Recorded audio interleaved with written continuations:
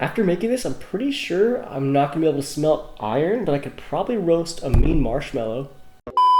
Hey everybody and welcome back. Today we will be making a furnace from the most unforgiving game ever, Rust. So going off of this reference picture, it looks like it would be best to start from the bottom and make our way up. Now, since this is a furnace and I like to make things somewhat functional, I'm gonna go ahead and use this candle to be the very base of the furnace.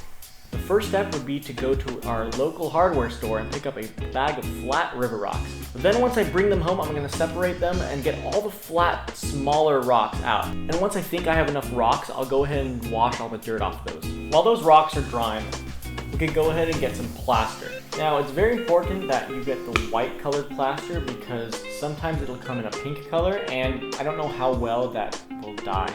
We're just going to get our plaster and some black paint. We're just going to put a little bit of black paint inside there. Alrighty, now that it's mixed pretty consistently and we have a pretty even gray color going on there, we could go ahead and remove this from the container and put it into a plastic bag. Now about the time that we'll have this gray concoction made, our rocks should be dry already. Alright, they look pretty dry to me. They're a little bit wet, but it's really not going to matter. It's mainly so dirt wouldn't be on them anymore. So now that we have our rocks and our cement, we could start smooshing them on to our candle. Now, for those of you who have made a gingerbread house, you may have seen that small icing bottle that you cut the very tip off. We're going to do the exact same thing here. Once I have this tip cut off, I'll be able to easily transfer our cement on to our actual container. Here, got something looking like this. And right there.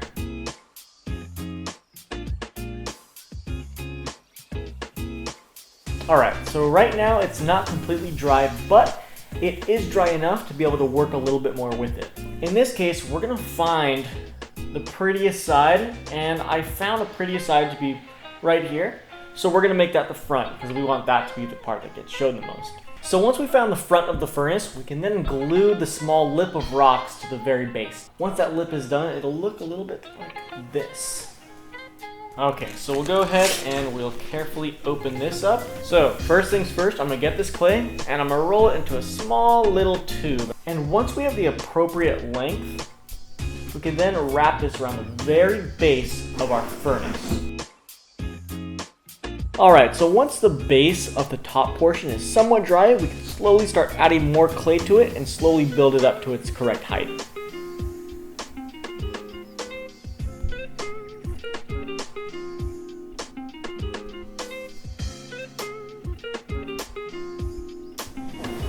Alright, that took a lot longer than I thought, but as you can see, it's slowly starting to take shape. So I'm going to build on this a little bit more, and I'll catch you later once I think I'm complete.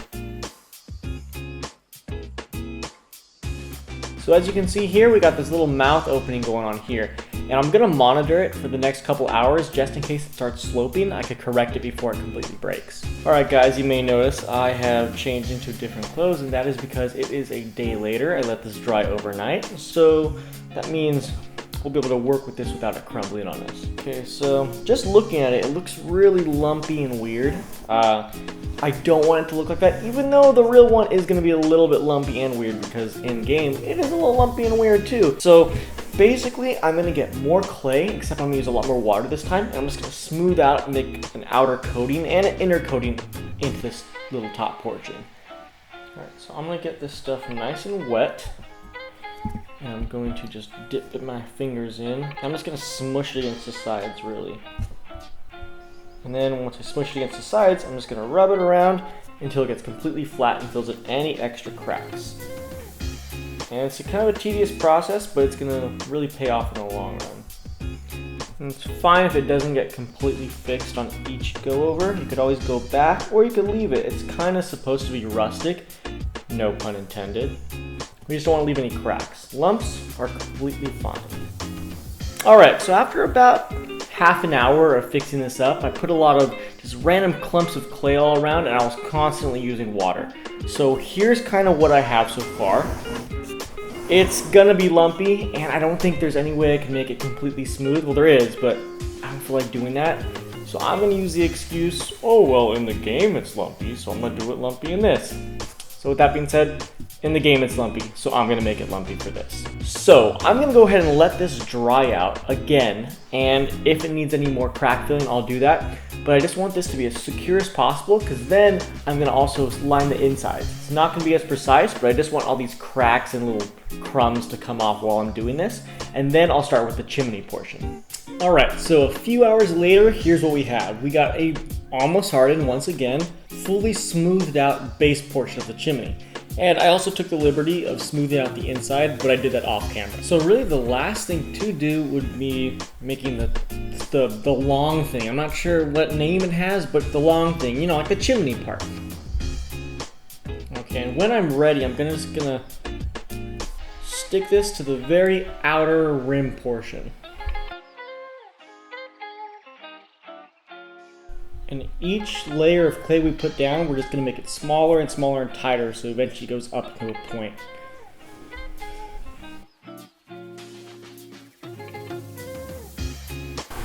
Alright, so as you can see here, it's really starting to take shape. I'm going to hold off right here completely, let this dry. I'll come back in a few hours, maybe even overnight, just so I can make sure it's not going to cave in on itself when I'm working with it. Alrighty guys, so 24 hours later, we have a newly hardened furnace along with a flue.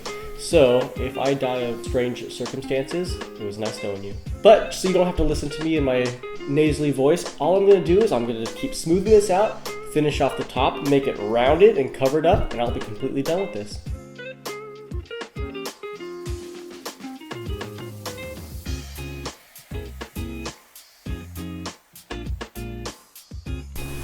Alright guys, and here we go. This is basically it. I think, honestly, this came out a lot better than I thought. Like, the shape and all. I'm gonna let this dry once again. I know it's a tedious process of drying and reclaim, but as far as this goes, I'm gonna let this dry. I don't wanna touch it anymore. And depending on how it dries, I might have to retouch it, but maybe not. So I'll see you again in another 24 hours. Alrighty guys, so 24 hours was a little bit too much of a big estimate here. After about 6 hours in the sun, here's what we have. A fully functioning furnace from the game Rust. And of course, since it is a candle, we could light it and we could do a final test to see if it actually works. Alrighty guys, there we have it, a fully functioning furnace from Rust. I did leave an opening on the top, and that was mainly because I felt that smoke has to come out somewhere, and in the game it doesn't have an opening, it just has a solid cover. But that's the only modification I really made on this whole thing. Here it is. Thank you so much for watching. Please remember to like, comment, subscribe, and let me know what you want me to make next.